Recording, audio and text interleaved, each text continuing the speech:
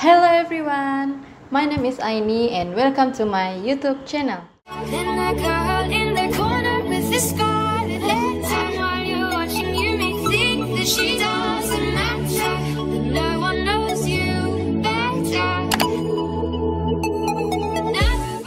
COVID-19 mendadak meningkat di India dan karena hal itu India menjadi sorotan dunia.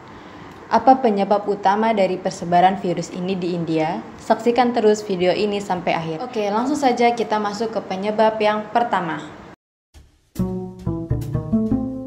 Menurut para ahli di Johns Hopkins Medicine, mereka menyatakan bahwa penyebab utama dari terjadinya gelombang kedua dari COVID-19 di India ini yaitu karena disebabkan oleh masyarakat India itu sendiri.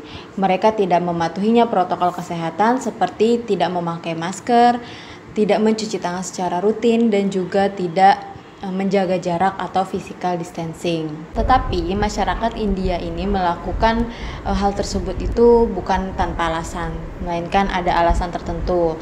Nah, jadi pada tahun lalu, pada tahun 2020, pemerintah India ini melakukan lockdown secara ketat kepada masyarakat India. Yang mana kalau misalnya masyarakat India ini melanggar aturan, mereka akan dikenakan sanksi seperti cambukan. Pasti udah tahu kan berita ini. Karena hal itu, masyarakat memaksakan diri untuk berdiam diri di rumah dalam kurun waktu tertentu. Jujur aja, buat gue aja yang di lockdown nih selama 3 hari, buat gue jenuh banget. Bagaimana dengan masyarakat India yang kebanyakan dari mereka itu aktif, beraktivitas di luar ruangan. Ini tiba-tiba di lockdown, suasana di India menjadi sepi. Bisa dibayangkan ya teman-teman, bagaimana kondisi masyarakat India pada saat itu. Meskipun kebijakan pemerintah India ini yang begitu ketat nih dalam melakukan lockdown, namun kebijakan ini sangat efektif dalam menurunkan kasus COVID-19 di India.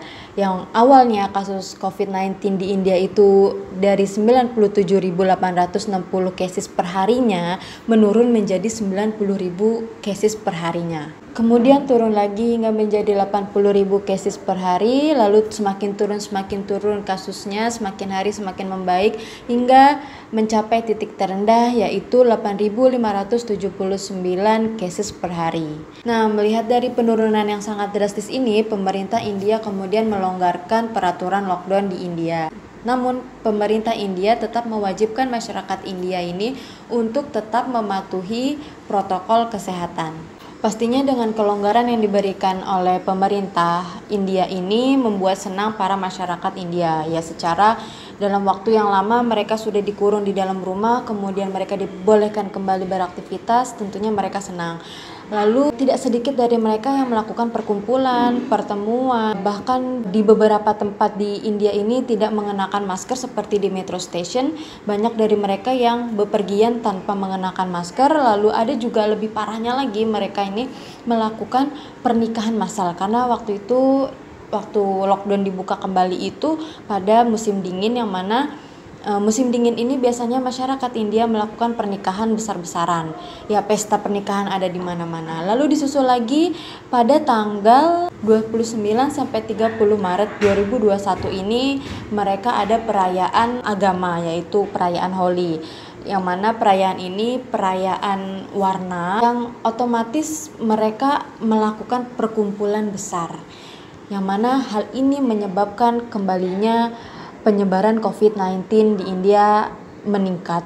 Yang tadinya sudah menjadi 8.000 sekian menjadi 35.636 cases per hari. Sedikit tambahan dari pengalaman pribadi gue, jadi gue itu datang ke India ini pada bulan November, gue lupa tanggalnya, kalau nggak salah itu tanggal 6 atau tanggal 8 November, dan itu tujuan gue dari Jakarta ke New Delhi. Itu gue sampai pemeriksaannya itu ketat banget, masih jaga jarak, physical distancing, dan petugas imigrannya itu yang galak gitu. Kalau maju satu langkah dari jarak yang udah ditentukan aja mereka marah. Terus beberapa berkas gue kayak izin masuk India, tes PCR gue, terus admission gue di kampus itu semuanya diperiksa detail banget. itu gue masih merasakan hawa-hawa lockdownnya India, masih merasakan hawa-hawa corona di India. Tapi pada sore harinya gue akan melanjutkan penerbangan gue lagi ke Lucknow, yaitu tujuan terakhir gue. Tahu apa yang terjadi di sana? Gak ada sama sekali yang namanya physical distancing. Mungkin karena sebelumnya itu gue international flight, dan yang kedua ini gue domestic flight. Itu bener-bener gak ada yang namanya physical distancing. Jarak antara satu orang ke orang lain itu gak ada yang namanya 1 senti pun gak ada, bener-bener dempet. Dan gue tuh berdesak-desakan sama masyarakat India yang jujur banget gue tuh udah ketakutan, gue udah ngira nih gue bakal kena nih COVID gitu. Dan alhamdulillahnya sih gue masih diberi kesehatan sampai sekarang. Dan anehnya lagi, gue menanyakan tentang karantina gue selama di India setelah gue penerbangan dari Indonesia ke India itu, mereka bilang nggak perlu pakai karantina. Gue kaget, gue shock banget, kok nggak ada karantina, kok gue bebas gini aja gitu.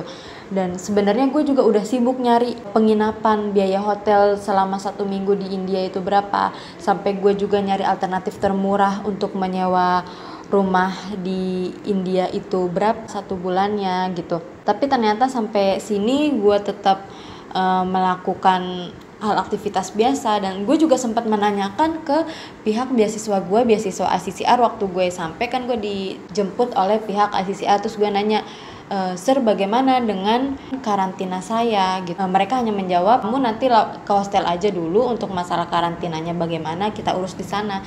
Dan ternyata gue nggak di karantina sama sekali. Dan yang lebih anehnya lagi, setelah 1 bulan gue di India, baru gue dites PCR lagi. Gimana sih, gue kayak yang bingung gitu. Tapi yang gue syukuri sih dari kejadian-kejadian itu, gue masih diberi kesehatan sama Allah.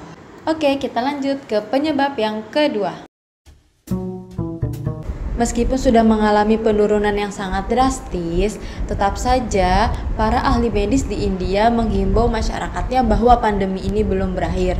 Begitu juga Prime Minister yang sedang berkuasa saat ini, yaitu Narendra Modi, memperingati kepada masyarakat India untuk tetap mematuhi protokol kesehatan.